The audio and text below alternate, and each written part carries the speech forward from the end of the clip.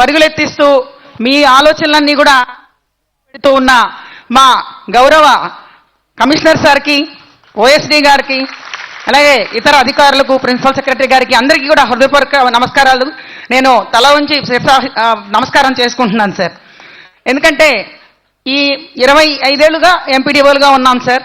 చివరి సంవత్సరంలో అద్భుతంగా డిఎల్డిఓ కల్పించారు. అలాగే డిఎల్డిఓ నుంచి కూడా మీరు సీఈఓలుగా కూడా ప్రమోషన్ పొందుతారని ఒక చల్లని కబురు కూడా మాకు చెప్పారు సార్. ఇంకా ఎందుకంటే సార్ 94, 95 ప్రాంతాల్లో మాతో పాటుగా జాయిన్ అయిన డిప్యూటీ తహసీల్దార్లు అందరూ కూడా డిఆర్ఓలుగా ఉన్నారు సార్. వాళ్ళందరూ కూడా ఇప్పుడు మేము అక్కడికి వెళ్తే మే కమిన్ సార్ అని వాళ్ళ పర్మిషన్ అడిగి లోపలికి వెళ్ళాల్సిన పరిస్థితి సార్. ఒక రకంగా ఉద్యోగం చేశాం సార్. ఎంత కష్టపడ్డా కానీ అక్కడ మేము చాలా ఇదిగా అయ్యేవాళ్ళం సార్. వాళ్ళతో సమానంగా ఈరోజు మాకు చివరిలో కూడా అవకాశాలు కల్పించిన మిమ్మల్ని జీవితాంతంగా మేము అలాగే తమరికి చేసుకునే చిన్న సబ్మిషన్ ఏంటంటే సార్, ఇప్పుడు చాలామంది శానిటేషన్ గురించి మాట్లాడుతున్నారు సార్, పారిశుధ్యం గురించి. ఇది ఒక భూతం లాంటి సమస్య సార్. దేశాలన్నీ కూడా ఎదుర్కొంటున్నాయి. ఇందులో మన దేశం అతీతం కాదు. అయితే వీరి అందరికీ కూడా ఇప్పుడు కొంతమంది మిత్రులు చెప్పారు, పాత గవర్నమెంట్లో మనం వాలంటీర్స్ని పెట్టినప్పుడు కూడా అప్పుడు మీటింగ్స్లో కూడా నేను ప్రస్తావన తీసుకొచ్చాను సార్. అంటే అప్పుడు నేను ఈ డిస్ట్రిక్ట్ పంచాయతీ రిసోర్స్ సెంటర్ మరియు సాలిడ్ వేస్ట్ మేనేజ్మెంట్లో జిల్లా అధికారిగా నేను పనిచేశాను సార్. ఆ రోజున మనం అడిగినప్పుడు వాలంటీర్స్కి అది పాలసీ మ్యాటర్ అమ్మా నువ్వు కూర్చోని నన్ను కూర్చోబెట్టడం జరిగింది సార్. అందువల్ల వాళ్ళకి ఫిక్స్డ్ శాలరీస్ లేక ఈరోజు ఇవ్వలేని పరిస్థితులు ఉన్నాయి సార్. తమరికి నేను విన్నవించుకునేది ఏంటంటే చాలా పంచాయతీలు సార్, గతంలో పాత గవర్నమెంట్లో వాలంటీర్ వ్యవస్థ వచ్చినప్పుడు రివ్యూ మీటింగ్కి పిలిచారు సార్ మమ్మల్ని. రివ్యూ మీటింగ్ పిలిచినప్పుడు నేను లేచి అడిగాను సార్, వీళ్ళందరికీ కూడా మీరు నెలకు 6,000 ఇచ్చినట్టుగా హరిత రాయబారులు కూడా 6,000 ఇవ్వచ్చు కదా అని అడిగితే ఇది పాలసీ మ్యాటర్ అమ్మా మీరు మాట్లాడకూడదని కూర్చోబెట్టారు సార్. సో అది ఆ కొరత ఎప్పుడు బాధిస్తానే ఉండేది సార్. ఈ వాలంటీర్లు ఏమీ చేయకుండా నాయకుల దగ్గర ఉండి అలా జీతాలు తీసుకుంటున్నారు, వీళ్ళు పగలల్లా కష్టపడి వీళ్ళకి 6,000 ఇవ్వలేకపోతున్నామని. అయితే ఇప్పుడు తమరి దయ వల్ల కమిషనర్ గారు మాకు వాళ్ళకి హెల్త్ ఎలవెన్స్ కింద కూడా ఇంకొక 4,000 ఇవ్వమని చెప్పారు సార్. అయితే నేను ప్రధానంగా ఈరోజు ఇక్కడ పెట్టేది ఏంటంటే చాలామంది చెప్పారు సర్పంచ్ల బిహేవియర్ ఇదంతా కూడా. కొంతమంది సర్పంచులు అయితే ఆ రోజుల్లో 5 సంవత్సరాల కాలంలో మీరు తప్పనిసరిగా చేయవలసిన బాధ్యతలు ఏమిటి అని నేను సర్పంచ్లు అడిగినప్పుడు ఎవరూ కూడా మేము పారిశుధ్యం మా ప్రధాన బాధ్యత, డ్రింకింగ్ వాటర్ మా బాధ్యత అని చెప్పేవారు కాదు సార్. చెక్ బుక్ మాకు సంతకాలు పెడతమే పని, ఇవన్నీ మాకు పని లేదు అని విసురుకునేవారు సార్. సో ఇప్పుడు మనకి గ్రామాల్లో ఈ ఓపెన్ డెఫికేషన్ సమస్య చాలా ఉంది సార్. బహిరంగ మల విసర్జన జరుగుతూనే ఉంది. వీళ్ళు వ్యక్తిగత మరుగుదొడ్లు కట్టుకున్నా కానీ వారిని వాళ్ళు ఉన్నారు.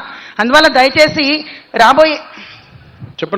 రాబోయే కాలంలో సర్పంచులుగా కంటెస్ట్ చేయడానికి ఎవరైనా ముందుకు వచ్చినప్పుడు మీ గ్రామంలో మీరు బహిరంగ మల విసర్జన పూర్తిగా నిర్మూలించారా, పారిశుధ్యమును తాగునీరు సరిగా అన్ని వసతులు ఉన్నాయా, అందరి పిల్లల్ని స్కూల్లో జరిపించారంటే మనం ఏమైతే మ్యాండేటరీగా ఈరోజు తప్పనిసరిగా వాళ్ళు పాటించాల్సి ఉన్నాయో అవన్నీ కూడా మీరు పాటిస్తున్నారా అని అడిగి వారికి పంచాయతీ సర్పంచులుగా అవకాశం కల్పిస్తే బాగుంటుంది సార్. ఎందుకంటే మనం ఎంత మాట్లాడుకున్నా కానీ వాళ్ళు వాళ్ళ ప్రధాన బాధ్యతల నుంచి పక్కకు తప్పుకోవడంతో ఈ రోజున సెక్రటరీలు అందరూ కూడా ఇబ్బంది పడే మాట అయితే వాస్తవం సార్. దయచేసి మనకి ఎలక్షన్స్ ముందున్నాయి కాబట్టి సర్పంచుల విషయంలో మంచిగా ఎంపిక చేసి July sir, July 31 sir. July తర్వాత ఎన్నికలు వస్తుంది, మీరే పోటీ చేసినారు. Thank you very much sir.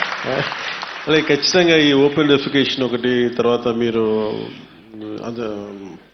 MPTO గారు కూడా ఇందాక మాట్లాడారు ఈ గ్రీన్ అంబాసిడర్స్. ఖచ్చితంగా నా మనసు ఎప్పుడు కూడా మన గ్రీన్ అంబాసిడర్స్ మీద ఉంది. అందుకని థ్యాంక్ యూ వెరీ మచ్. గ్రామాల తాలూకు పరిశుభ్రత కానీ వాళ్ళ చేతిలో ఉంది, వాళ్ళకి ఖచ్చితంగా ఆదుకోవాలి. అది పనిచేసే వాళ్ళకి మనం ఆదుకోకపోతే ఇంకెవరిని ఆదుకుంటాం. విజువల్లీ క్లీన్ జీపీఎస్ గా చేసుకున్నప్పుడు మనకి స్వచ్ఛ భారతం ఆవిష్కారం అవుతుంది sir. Thank you very much sir. నమస్తే సార్. అలాగే మీరు చెప్పింది కూడా ఏంటంటే అంటే ఒకవైపు ఏమో పొలిటికల్ లీడర్షిప్ కూడా బాధ్యత తీసుకోవాలి. అది మిమ్మల్ని అందరినీ కూడా అడ్మినిస్ట్రేషన్ లో భాగంగా మిమ్మల్ని మీ అందరికీ అకౌంటబిలిటీ ఉంటుంది. మీరు అంటుంది ఏంటంటే let political leadership also at the panchayat level be accountable, అది మీరు అంటున్నారా? ఎస్ సార్, ఎందుకంటే లేదు అది ఇట్స్ చాలా పర్టినెంట్ పాయింట్, అంటే చాలా పరిగణించాల్సిన అంశం.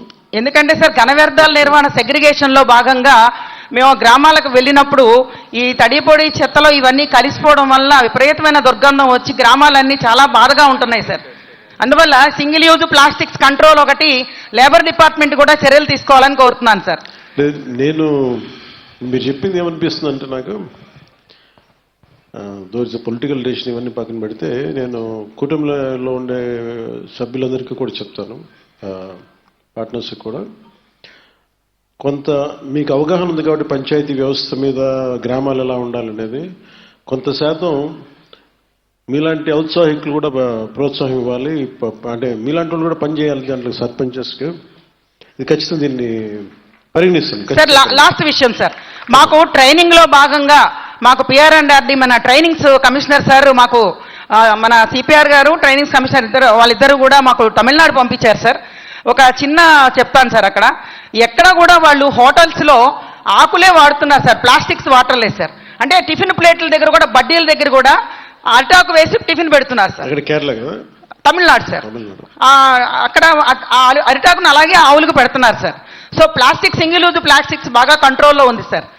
నంబర్ 2, అక్కడ మనకి వాళ్ళు చేసిన ఇంకొక మంచి ఇన్నోవేటివ్ ఏంటంటే ఈ ప్లాస్టిక్ బాటిల్స్, వాటర్ బాటిల్స్ పూర్తిగా బ్యాన్ చేశారు సార్. అందరూ కూడా క్యాన్లతో మామూలుగా స్టీల్ గ్లాసులో తాగవచ్చు. అంటే నేను మనం డిబేట్ అవుతామంటే నేను బేసిక్ మన పర్యావరణానికి సంబంధించి పంచాయతీ స్థాయిలో ఒక మీటింగ్ పెట్టినప్పుడు మీరు ఇలాంటి సలహాలు సూచనలు ఖచ్చితంగా. Sure sir, noted sir.